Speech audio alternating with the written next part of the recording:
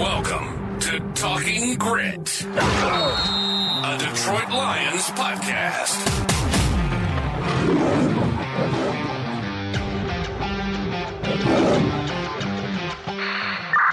Talking Grit is brought to you by the Monroe County Reporters, Monroe's top news source for police, fire, and community events. Post 3 and Depot Street. Truck boy intercept. Follow them on Facebook, and for $2.99 a month, you can become a subscriber and get the news you crave even faster. Welcome, everybody, to Talking Grit. I'm Jason Harwood, and with me is Jacob Litton. We're going to finally get into it. The game recap of preseason game number 3 with the Pittsburgh Steelers. Lions come out victorious on this one with a score 24-17. And score is not the major story of this game, although it is nice to come away with a win. But ultimately, that's not really what's going to matter here. Jacob, what did you think about the game? Well, first impression of the game right away is how good do those uniforms look? Yeah, they're sharp, man. That blue just looks right. It's right just on. Perfect. You're right. It's perfect. There's not really much I would change about Just it. say it. It's completely indescribable. It's just perfect. Yeah. When I inject it in my veins. Go that far, huh? All right. Well, Jacob wants a fashion show. All right. Yeah. No, Hey, first impression, they come out there in those blue uniforms, they pop. They look really good. Well, the blue face mask, which I know you like, and everything's great. The white numbers, just everything about it just is the right amount of pop in it. So anyway, uniforms look great. Product on the field right away did not. Yeah. The Steelers, they go with their starters out there. With our second and third teams, it's expected that we were going to struggle, I guess, or that we weren't going to play very well. But we went down 14-0 pretty early. How were you feeling at the beginning of the game? Well, I mean, you don't ever want to see your team just get It was just the thing that we were getting manhandled. Remind yourself that they're playing our ones. We're playing really 2s and 3s. It's almost 3s out there. You would like them to hold a little bit more of their own. I mean, I thought the 2s, they were playing 2s and some starters against Patrick Mahomes, and we looked pretty good against that offense last week. Right. I was kind of hoping for a similar sort of progress against the Steelers, but it didn't happen. We were down 14-0 really, really fast. But once the Steelers got their starters out there, it really showed how deep our roster is, because we really kind of just dominated. Outside of a few throws, we pretty much dominated both sides of the ball, I thought. Yeah. Other than the isolated, the first drive, even where they had the starters out there, they only really had those 2 big plays. There was a, 3rd and long, they turned into a huge gain, and then Patterson with a huge run. It was chunk plays like that. But yeah, it seemed like they were moving the ball pretty easily. We were not. Like you said, once their starters went out and it was kind of our 2s versus their 2s and 3s, level playing field, I guess you would say, that's when we came back and really, started to dominate, I guess, because, we basically gave them a 14-point lead. We came back and win the game. Right. And I think the way Hennon got sacked like 5 times, like 3 consecutive plays, gets sacked, fumbles on the last one, they give up the ball. So it was terrible. You're like, oh my God, this is terrible. But what I liked about that is how Hennon Hooker responded. I still thought, even when they got the ball back, they played him 3 full quarters, right? Right. He did not look rushed. And for a guy that's got, that can run, if he was feeling that pressure, he would have just taken off. But I still felt like he was making all his reads and then running at the last resort. And Dan Campbell said that in his press conference. He mentioned that right away, is how this kid responded. And that's what really impressed me, is that he didn't look rushed. He stayed in the pocket. He did his reads, and then, he can use his legs and get the first down when he needs to, but that's not what he's looking for. He doesn't get happy feet, and he does what he's supposed to do. I know it was really rough at the beginning, but it really impressed me how he responded. Yeah, you can tell he's going through all his progressions and doing what he's supposed to be doing. It just was, he's holding on it just seemed like when he did tuck to try to get out of the situation, it was always just a second too late. Like the pressure was just too close, and then it was sack after sack after sack, which is obviously not what you want to see. But at the same time, they have their starters in there. We have our backup offensive line, and he's trying to make a throw. He's not just trying to advance the ball with running. He's trying to make a throw. He's looking for every avenue to make that possible. I will say, if you look at the press conference afterwards, he's a very mature person. I don't know how old. What's he? 26 now, or he's fairly close to Jared Goff's age. You could tell that he is more mature and he took his job seriously. And I thought he played pretty well after that first couple series. And I don't think necessarily that was all his fault. He really had very little time.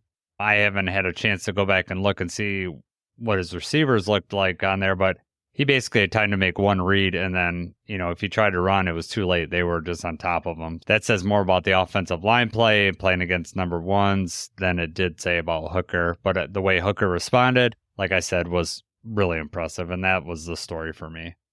Right. I mean, I do think they kind of, for the most part, they gave him a clean pocket for a second. But like you kind of mentioned, the receivers, we'll look more in depth, but it didn't look like they were getting any separation. They weren't even giving him a chance to throw the ball. I won't say none of the receivers stood out, but there still wasn't the separation that you want to see. The only one, and this can lead right into the wide receiver talk, the only one that's making any splash in that is Isaiah Williams, in my opinion. And a lot of that was special teams play. He only caught one pass in the game. Right. And then there was the interception that went off his hands. Both Hooker and Williams took responsibility for that, which I expect them to do. And they're not going to say the other person. Right. Just a bad play. Yeah, well, it looked like Williams thought it was a zone. He was going to sit down in the zone, whereas Hooker wanted him to finish the route. And he threw the ball to lead him. And, he tipped it. And whose hands did he tip it into? Yeah, I was going to ask you about that. Do you think that Cam Sutton celebrated a little too much for a preseason interception, or? Yep, and what did he expect the Lions to do? I don't know. You don't contact them. I don't know if that's a chip on the shoulder kind of thing, or if he somehow felt like we wronged him, or if he's just trying to make up for the fact that he's not going to be playing for the next 8 games, and this is the highest hype he's going to have for a little while. Yeah, I don't know. It was weird. It was weird. I mean, maybe it's also the response of, Lions fans not really looking fondly of his time with the team and just, punting the ball to them. But yeah, it was a little bit over the top for me in a preseason game, especially when you're playing that late in the preseason game. And you're going to do that. Let's stick with the wide receivers. Any other players move the needle one way or the other for you? I mean, I'm going to sound like a broken record here, but there's just nothing positive to say about Durice Fountain or Donovan Peoples-Jones. And that's every week since training camp. It's been, those are the guys we've been looking at, who's going to separate themselves. And after every single, you go back, every game recap we've had, it's been disappointing, or that we just haven't quite seen enough out of them. And this was the last chance for them to make an impression, and 0 catches. Neither of them caught a ball. Right. Somebody that we don't mention a whole lot that seemed to actually make a better impact was Maurice Alexander. Mm-hmm. And I know we talked about him in the return game a little bit, but he actually was the leading receiver today. Yeah. And he had a couple deep catches, a couple impact catches too. So that was cool to see for him. But you got somebody like that making an impact and making the catches. You would have hoped that one of the other guys would have been able to do that with their time, and they didn't. So yeah, it was disappointing. Durice Fountain through the preseason games played himself off the roster from our interview, in a short time. Our interview with Justin Rogers was like, yeah, Justin thought he was a front runner, and we saw him in practice. He was playing with all the ones, making some pretty good catches, and then it's been downhill since then. He drops in practice and then not showing up for the games. It doesn't quite make sense to me, honestly. I mean, to see how he was in practice and to see how he started off at camp, I don't understand the fall off. I don't understand how there's, no separation whatsoever. I don't know if they were putting too much on his plate and they were keeping it simple at the beginning. It's hard to tell. Pressure affects people, a lot of different ways. So maybe it was just getting to him. Donovan Peoples-Jones thing is interesting because he's been in the league, but 3 targets today, 0 catches for 0 yards. Man, it's going to be hard to justify killer keeping him on the roster. And he doesn't have a big salary, so it's not like you're going to take a big salary cap hit by cutting him. So I don't know. Right. That's it's going to be interesting to see what they decide to do there. I think Isaiah Williams and Maurice Alexander may give some food for thought. Maurice Alexander had a good game. He's got some special team prowess. Isaiah Williams has played. I mean, I don't think he's going to be primary, returner or anything like that, but he's shown he's got the ability to make some people miss. So, I mean, he's got that in his back pocket. Is that going to be enough to keep him on the roster? It goes back to the size issue. Yeah. Because, I mean, then we would have, then J-Mo and Amon-Ra are the only 2 receivers on the team bigger than 6 foot. But it's at the end of the day, can you get open? And Jared Goff will find you. You want someone, especially on 3rd down or goal line situations where you got a big body and you can post up someone, or you can, just, body block someone and catch the ball, give them a big target. Right. It could lead to someone that's not on the roster right now, working his way onto the roster, either through a trade or, we just sign someone that gets cut. Isaiah Williams did play like some of the Z position. He said in his interview, he said Khalif told him, get ready. You may, maybe called on to do that. And the fact that they're trying him there means the Lions, want to see what he can and can't do. So depends on what that tape shows him, if he's going to make the roster or not. He had a pretty good preseason, so we'll see. He did. Something else I want to talk about, back to, I know we just talked about Hennon Hooker, but the other quarterback on the roster, Nate Sudfeld, didn't even play. Yeah. He's active. He doesn't play. And then Jake Fromm, who I fully expected anyway, did not expect him to actually get any game time in the preseason, especially when Hennon was playing late into the 3rd quarter. It kind of seemed like they were just going to let him play this game. And then Jake Fromm comes in, and Fromm actually looks impressive. Yeah. Fromm looked better than Sudfeld ever has. What did you make of that? It's hard to tell. It's late in the 4th quarter, last preseason game. He's not seeing, anything much on defensively. They have the bottom of the roster for the Steelers out there.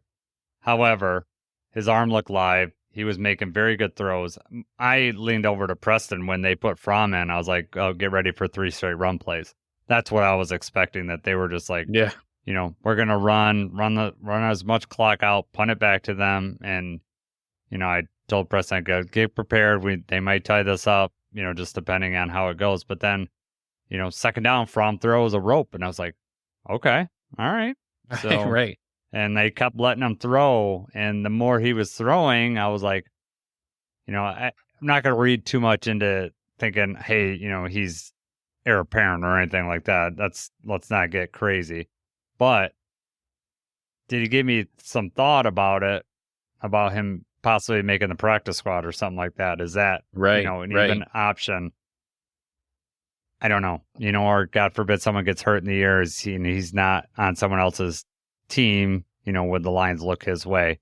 Or did he give another team, food for thought to be like, I want to, get him, if he, another practice spot. And I don't think he's going to be anyone's main backup based on just what he played, but could he play himself onto, if he's not on the Lions practice squad, could he make another team's practice squad? Yeah, I don't know if they kind of gave that to him. Like, he came in, 12 days ago is when he signed as a camp body late in the year. I don't know if they kind of gave this to him, like, here's your chance, we'll do you a solid, let you get some game film out there, and, then you can show it for other teams or just see how it goes. And then, he made the most of his opportunity. So now you kind of have to think, do we try to get him on the practice squad? I mean. So here's the timeline for me. Okay, so earlier this week, someone asked Dan Campbell about the quarterbacks, like when we're going to see him and who we're going to see. He led off with, we want to start Hennon Hooker. We think he left there. He basically, alluded to that we're not going to see Fromm, that he would not expect him to see Fromm. Obviously, we saw Fromm today. Something changed. And so in the post-game press conference, someone asked him about, seeing Jake Fromm, and they said that He's picked up the offense quicker than they expected. He ran a 2-minute offense in their last practice, and it showed something to Campbell. So it wasn't an accident that he played. It just wasn't. They're testing out something, or they're giving Fromm a solid just because of the hard work that he put in for 12 days with the Lions.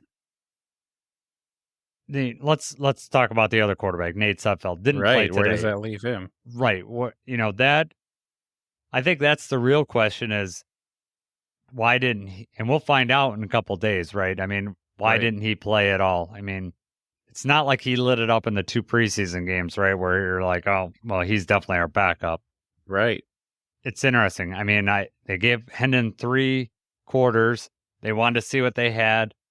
Dan Campbell said he was impressed with how Hooker responded. It's going to be interesting. And when we put our rosters together, I have more to think about because I had my thoughts on the quarterback room pretty set before this game. I don't think Jake Fromm enters in this conversation about making the 53. Not going to happen. However, Nate not playing and Hennon playing all 3 quarters, and then them bringing Fromm in instead of Nate. I'm going to have to think about my roster construction. There's something there, right? So yeah, very interesting. It wasn't an accident that happened. So, and Nate had his helmet on, but they just never called his number. Yeah, so. right. Which leads you to believe, I mean, he's active, he's there. He may have expected that there might be a shot for him to play. He probably went into it thinking he was going to get some game time.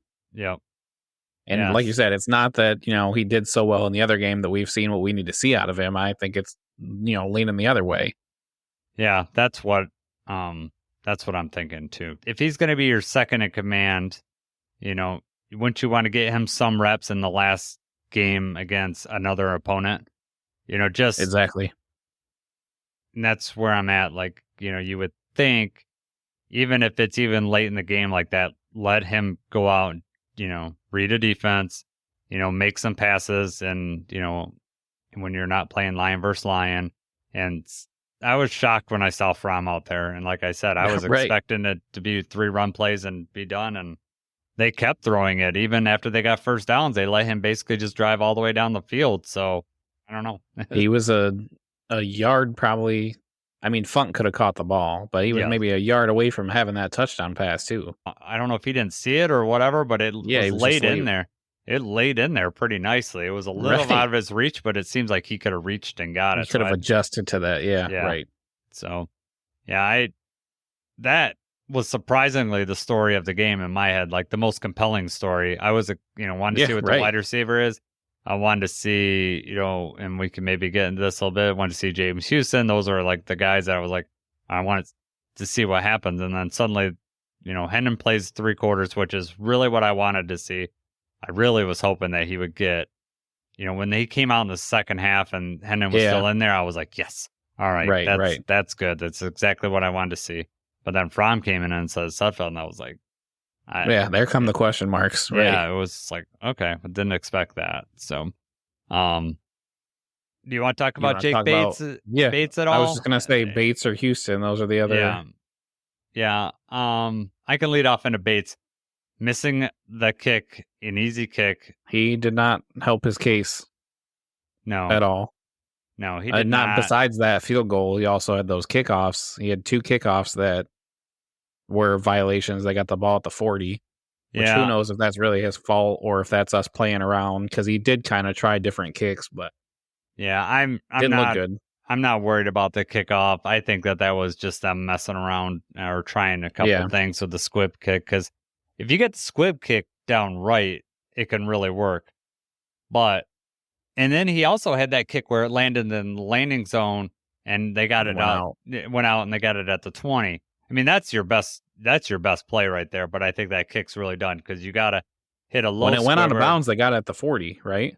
No, the last one when he kicked it, if it lands in the landing zone between the goal line, like not in the end zone, but between the goal line and the 20. And it goes through the back of the end zone. As long as it lands between the goal line and 20, then it ends out at the 20. So the last one was at the 20-yard line.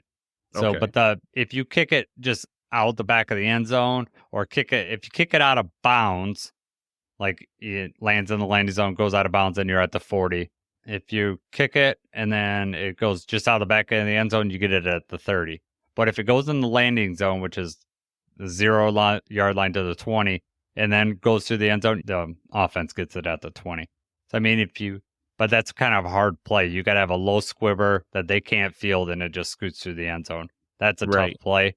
But I think that's what they're trying to do with those low squibs is because, I mean, that's a 10-yard difference, right? I mean, you get 20 or 30. That's a good advantage for your defense. I'm not worried about the kickoffs. I am worried missing like a mid 30-yard field goal. And it wasn't particularly that close either. And then he goes and nails, what did he get, like a 43 or something like that. Up and down again. I'm not convinced on Jake Bates at all. They asked Dan Campbell in the post-game press conference. Yeah, he says he's a young, talented player, needs growth. He's growing right in front of us. There's going to be some growing pains that come with that, and I understand that. I don't want to get frustrated by it. It's not exactly backing him up, I guess you would say. I mean, he's just explaining the situation. This is what the situation is. This is how it's going. Doesn't necessarily say that, he's our guy. Yeah. Well, Riley Patterson just got cut, so, he could make his way back on the team. Last week, I was feeling good, 4 for 4. He still missed an extra point, but this week, after he missed that, I was like, ugh, it's going to be some growing pains. And I would hate to see, a game in Ford Field come down to, a field goal at the end, and then we got to have that tough decision. So, you want to talk about Houston? We can go there. It was not a glowing endorsement from Campbell at all. Basically said he missed half of camp. We don't know what we really have. I feel very uneasy about him making the active roster. I mean, it's been trending down basically every week. It's just getting worse and worse as far as his prospects for making the roster. You would think he gets a sack today that the progress would be up, right? You'd be like, oh, he got a sack. He got, he made a quick move and he got in there. But but I mean, that's a case of too little, too late. Yeah. And his main competition for a roster spot was Isaac. How do you say his name? Ukwa. Yeah. Ukwa. Yeah. Yeah. And he had a dominant sack, forced a fumble, and he looked good. And he has looked good. He's looked better than Houston as of late, for sure. And he's out there. Yep. He's out there. He's been playing. He was slightly injured in the Kansas City game, but came back in and finished it out, and he's basically played pretty much, I don't remember too much in the Giants game if he played the whole game, but I know he played the whole Kansas City game other than when he was injured, and he played a majority of this game too. They're getting all the look that they want from him, and he's going against second and third team offensive line. Whether he can do that, I don't know what he's doing in practice, if he's going against, R1s at all. So, that might determine a little bit more, whether they think he's ready or not. But he's making the most of his opportunities in these preseason games, for sure. He actually, of the edge defenders, he's had the most snaps this preseason. So you go against the Giants, and he played 69% of the defensive snaps against the Giants, compared to James Houston played 38%, which, I mean, let's not read in too much of that. But then the Chiefs game, he actually played 78% of the snaps. So he's out there, he's getting the reps, he's putting in the work. Yep. He's definitely worked his way into the conversation. I'm sure Campbell and Brad, they have him on the bubble. And it's a question of, if they don't, has he shown too much in the preseason that another team might be interested in him? I don't know if he's done that. He's undrafted, free agent for a reason, but we'll see. I am encouraged by how well he's played, and his attitude seems great, and I think he'd be a good fit for the team. But whether, even if we keep him, is he even going to be active on game day unless we have some injuries? Did you see Ben Neiman at all play today? I don't remember him playing at all. No. So that was an interesting, for like a roster bubble player, I guess you would say. Ben Neiman is, inactive, which, I mean, that pretty much solidifies that he's going to make this team. Same for Kendall Vildor. There were some talks. Maybe he's on the bubble. He doesn't play either. I mean, I think those guys are both locks now. Yeah. obviously they've seen enough out of him. They didn't need to play this one. Yeah. Who stood out to you, though? I mean, out there, like, who do you think really helped their cause this last game? Other than I think Hendon moving into that number 2 position, I think that he did good. We kind of already talked about Fromm impressed me, and I don't think it's going to be making the roster, but it's going to be a matter of him making a practice squad somewhere. Yeah. Broderick Martin ended up getting hurt, which that kind of stinks. I was actually impressed with Colby Sorsdale on that goal line touchdown. He really just manhandled his guy and made a huge hole. Right. I think that was Jefferson that ran that one in. So I was impressed with that. Who's taking it seriously and who's playing the hardest, Yeah, Brandon Joseph played well again. Had that huge tackle on Pickens where they lost the yardage before they gained that big play. He was just in there a lot. He did miss the tackle on Patterson's touchdown run. But yeah, it was actually more of an entertaining game than I thought, especially when we started out, down 14-0. But it was encouraging. Still, Hendon needs to slide. He needs to get down. Yeah, right. His mom is not going to be happy that he's not sliding, but it is so refreshing to have a quarterback that can run, because it is so demoralizing. I know as a Lions fan, when the quarterback runs and gets a first down on you, it just feels like it's just so demoralizing. So, but yep, the last preseason game, we'll have these game recaps, during the season. Obviously, going to be a lot more to talk about, game with all starters and just a lot more consequence for different plays and stuff like that. So we'll, have fun with these. Our download numbers have been great with these. It seems like people are really enjoying them. So we're happy that we can do that for you. Let's be the last one of the preseason. In a couple weeks, we'll get to do another game recap, but that'll be, one that counts, for our record. Yeah. So, but anything else you want to add, Jacob? Yeah, just real quick, want to mention the fact that, it's preseason. This was our only preseason game this year in Detroit, and it was a sold-out game. They had standing room tickets. The standing room tickets are sold out, and it's sold out in the preseason that we actually drew a false start. We drew some penalties late in the game that actually helped decide that we won. So that's crazy. And, Dan Campbell and the rest of the team, they all feel it. And for it to be in the preseason, that's unheard of. I'm glad you brought that up. When I saw that they had, sold out standing room only tickets, that I was like, it's a preseason game. A few years ago, you couldn't give these tickets away. Yeah, right. And now it's, people are selling the cheapest price. When I looked like last week, I was just curious what they were going for preseason games. Were like $75 for the seat. I didn't look lately because I really had no reason to, but I was like $75. That's crazy. But I think couple, the excitement of the team, and then just how expensive the regular season games are. If you're bringing your kid, this might be the only chance that they go to a Lions game for some of these families. So it was, a shame that it's that expensive just to go to a preseason game. And have you ever done a standing room only ticket at Ford Field? I have not. I have not either, but I don't know, it just doesn't feel like where you stand. Yeah, I know there's certain sections, but it feels like if you're not in the first couple rows of people, it doesn't feel like you're going to be seeing much. I don't know. I've never been down there. Platforms before the lower bowl, but I mean that's where the handicap seating and stuff is. I can't imagine that you would have that great of a view, especially if there's a million people around you. Right, and then if you probably not ideal, but I mean you're in the building, you're feeling the energy. Oh yeah, I mean there's something to be said for that, but I also think it stinks when you're the front row and then you have to use the bathroom and you don't want to give up your spot, so then you're kind of screwed. So yeah, don't be drinking too many beverages, I guess, as they say. If any of our listeners have ever done the standing room only, I would love for someone to respond to us and just tell us what your experience was, because I'm just curious for myself how. Right. No, for sure. How that experience was. It is awesome to be in the building and feel that energy. There are benefits to it, but as far as watching the game, I mean, are you able to actually follow and watch the game? And where actually do you stand in Ford Field to watch it? So we're recording this Saturday night. We're going to release this Sunday morning. Jacob and I are going to record another episode tomorrow, and we're going to release at the latest Monday morning for our roster breakdown. So we're going to talk about each of us are going to talk about who we think is going to make the roster.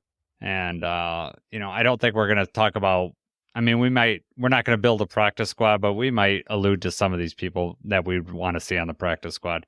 But we'll, do our 53, and it'll be fun talking about it with you, Jacob. For sure. We're going in depth now. I know. It'll be fun. That means that we're getting really close to this. It's 2 weeks almost from here. tomorrow. 2 weeks from tomorrow, and I'm going to the game and the Rams game, and it was so loud today that I can't wait. I think it's going to be a playoff atmosphere, being Sunday night game. I think it's going to be like a playoff atmosphere, like as far as people definitely. getting there early and everything, and then the whole Stafford thing and all that stuff. So it's going to be fun. I'm looking forward to it. So Right? Sunday night game at home yes, I know, the first Sunday to night open the game. season, man. I always look forward to that first Sunday night game. This year, Right. I really look forward to it. They usually put a really good game in there, and looking forward to it. So, all right, for Jacob, I'm Jason. We'll catch you actually, tomorrow. So, it's not too far away. I hope you enjoyed this episode, and go Lions.